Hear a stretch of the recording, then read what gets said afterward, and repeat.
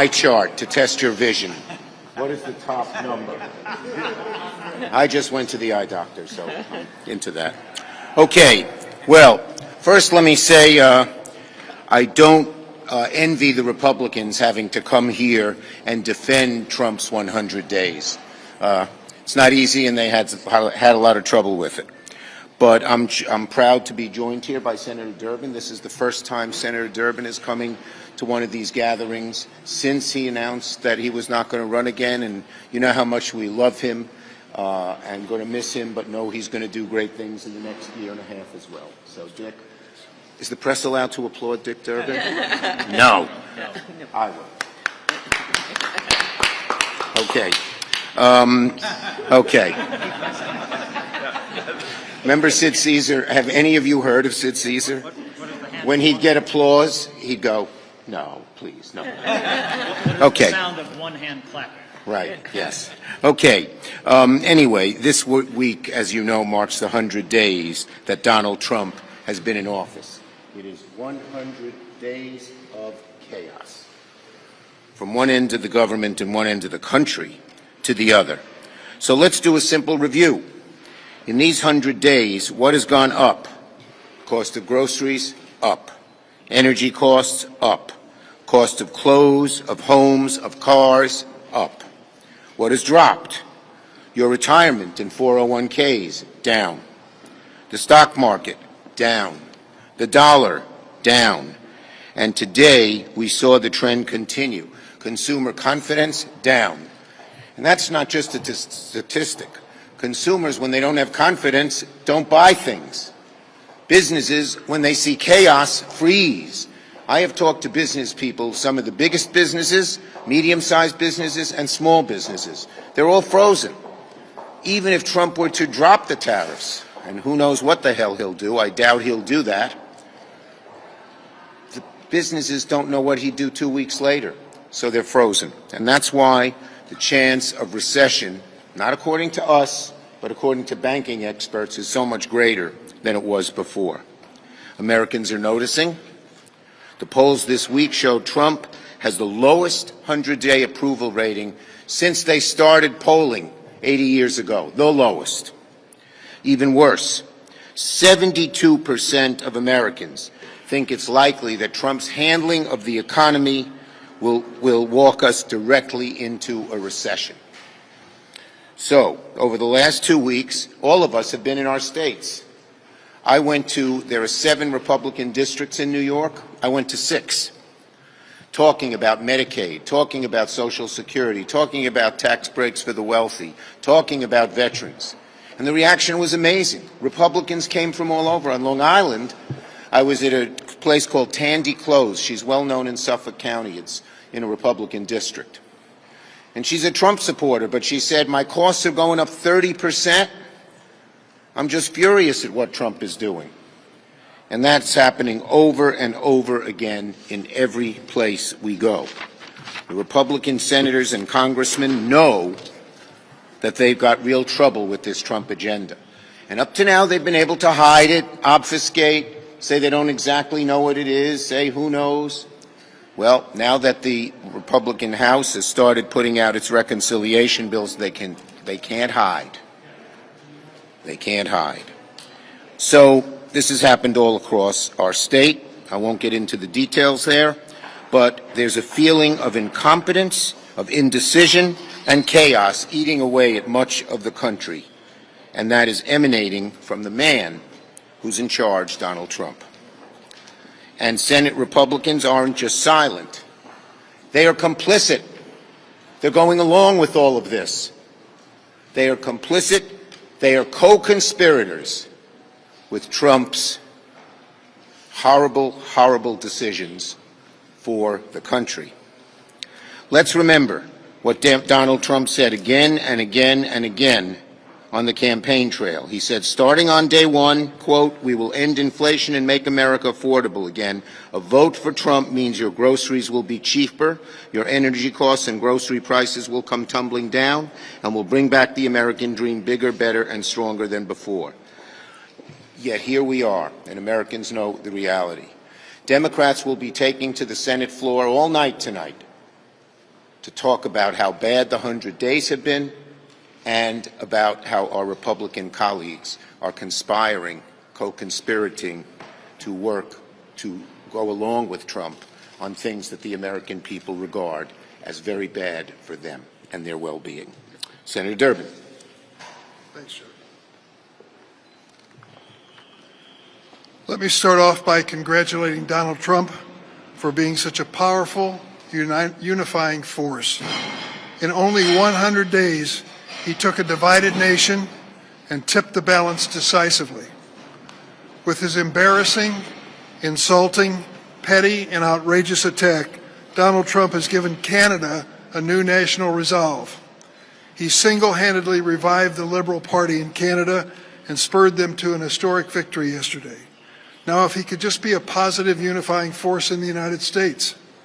Instead, for 100 days, Trump and his administration of billionaire buddies have caused chaos, wreaked havoc, and sowed division. He's undermined the Constitution, our system of checks and balances, and the rule of law. And through it all, my Republican colleagues have remained silent. Take Donald Trump's ill-conceived, mindless tariff tax war, which caused global markets to plunge, wiped trillions of dollars of wealth from the stock market, and will cause Americans to suffer from higher prices and smaller exports. While their constituents saw their retirement funds drain and grocery bills skyrocket, Republicans remained silent. Rinse and repeat this cycle. Donald Trump threatens to withhold federal funds from higher education institutions, to coerce them to give up their constitutional rights. Republicans remain silent. The Secretary of Defense violates national security protocol and shares classified war plans in Signal chat that mistakenly includes a journalist. Republicans remain silent. Unelected billionaire Elon Musk and his Doge brothers gut the federal government, leading to cuts to life-saving medical research, Americans unable to get their Social Security benefits, and threats to Medicaid. You guessed it, Republicans remain silent. Never in our nation's history has a co-equal branch of government so willfully rolled over and ceded their power. It is the silence of the lambs. The President is testing and violating the bounds of our Constitution, amassing power for himself as he tanks our economy, violating the rights of Americans and destroying our image abroad. My congressional Republican colleagues have the power to stop it. They have majorities in both chambers, and at private moments, many of them express to us similar outrage and horror at what Trump is doing. But as the constituents suffer, out of fear of retaliation, Republicans remain silent. When we're elected members of Congress, our oath is to the Constitution, not to the President. Senator Klobuchar. Very good. Well, if you wondered how the great Senator Durbin's going to do for the next year and a half, you just saw it, devoted to progress and devoted to taking this on. So, like so many of our colleagues, I spent the last 2 weeks in my state, 19-county tour, and here are two things that I learned that are highly relevant to what's going on here. Because as we have said, corruption is up, chaos is up, and costs are up. What did I see? I saw regular people, farmers showing up in small towns, populations of under 1,000, and sitting next to what were probably best defined as activists. One memorable moment, someone had a sign that said, "This is not normal," who was an activist that showed up. You've all seen those signs at these town halls, next to a farmer who looked at her and said, "What does that mean? I'm normal."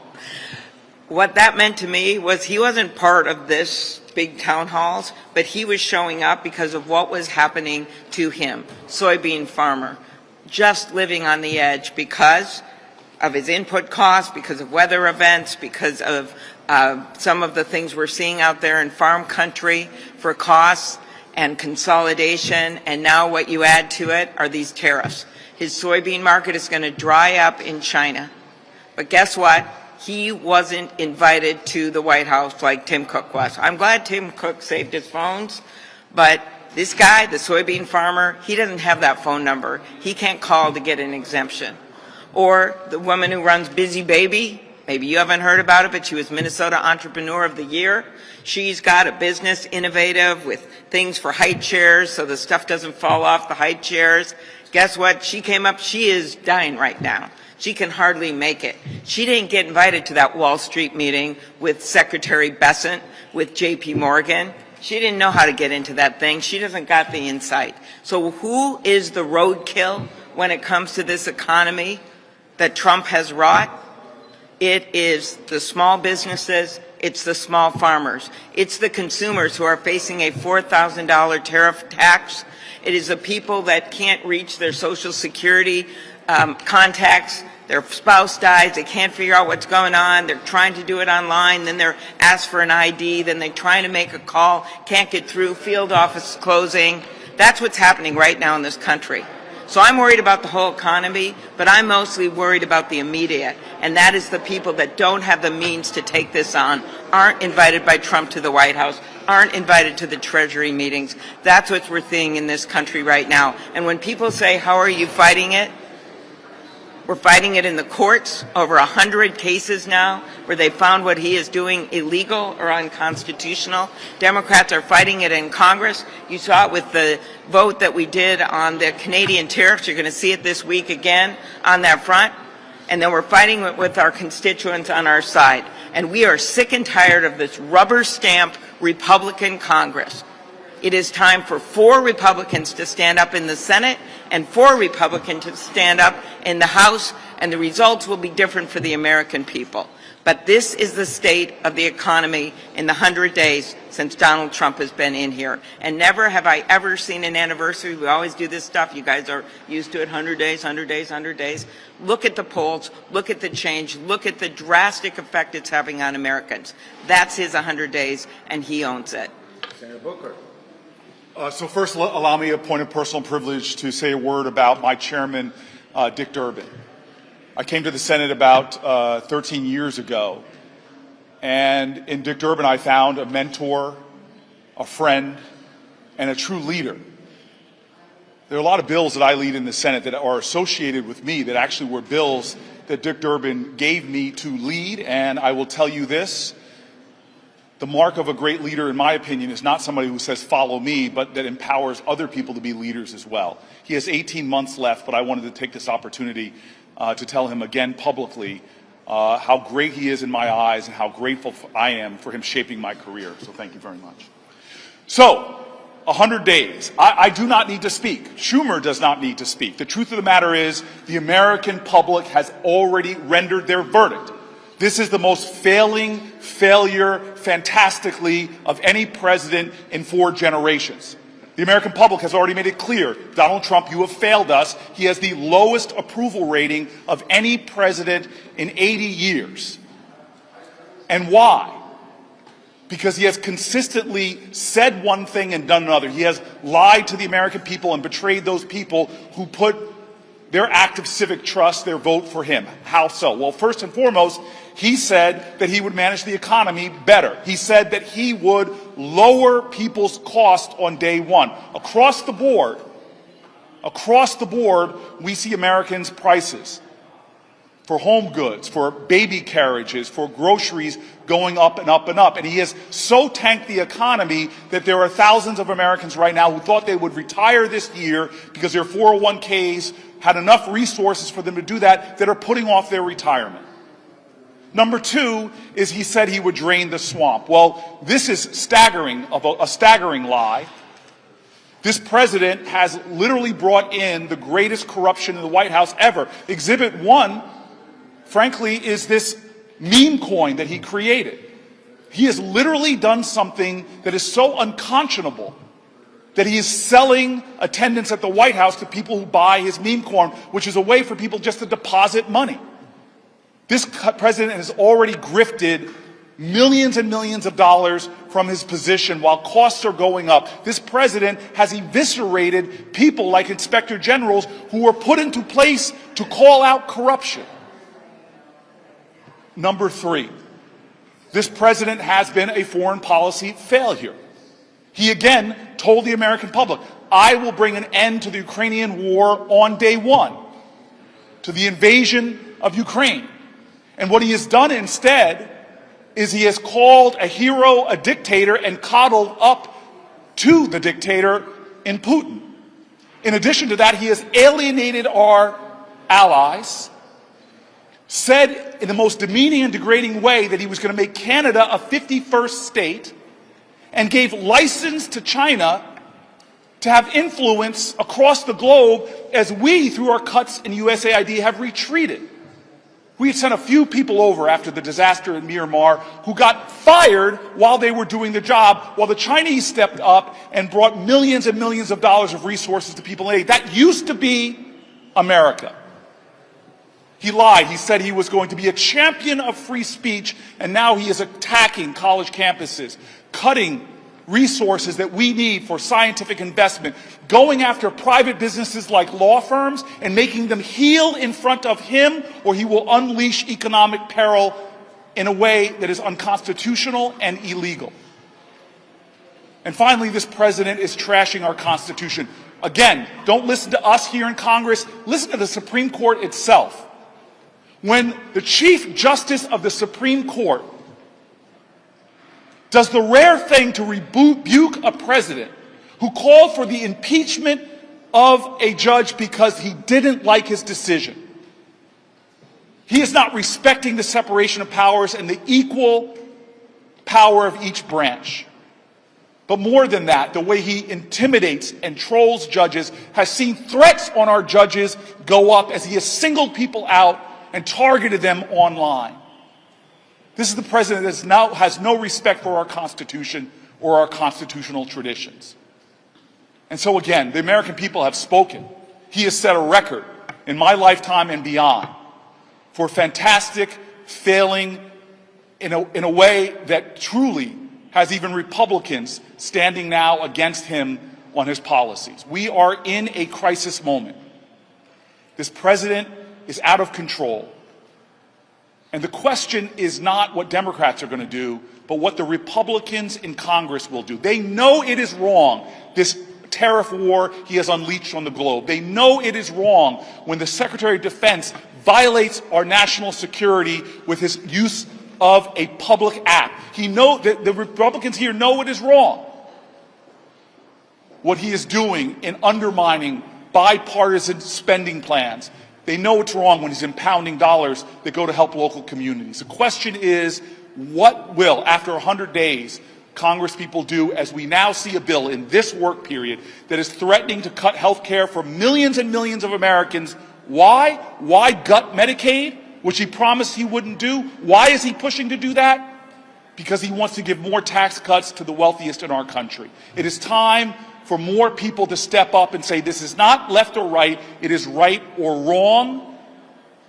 This is not about party, this is about patriotism. It's time to recall the conscience of all Americans, Republican or Democrat, to say no. Stop the lies, stop the corruption, and do not keep your hands off the Medicaid of millions and millions of Americans. Thank you. Let's go. We gotta go pretty quick. Go ahead. What do you think is the difference between Republicans and how they responded to President Trump during his first term and what you see now? Well, I think they're much more afraid of him now. He's done much more in terms of threatening them, in both privately and even publicly. And I think they're also far more, they're squirming because they know his policies are so unpopular, so they don't know what to do. They're between a rock and a hard place. On the one side, Trump's threats. On the other side, the American people who hate what Trump is proposing. Yes. There's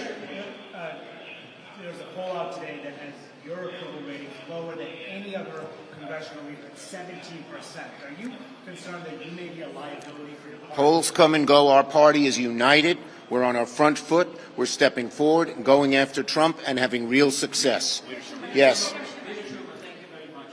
On border security, the White House and the Republicans are touting the claim that illegal crossings are down by 95%, godways, as they call them, are down by 99%, and only 9 plus foreign nationals were released into the country compared to many more under the Biden administration during an equal period. Look, is that not a sign that the Republicans... I'd say one thing to you. I don't trust Trump's numbers.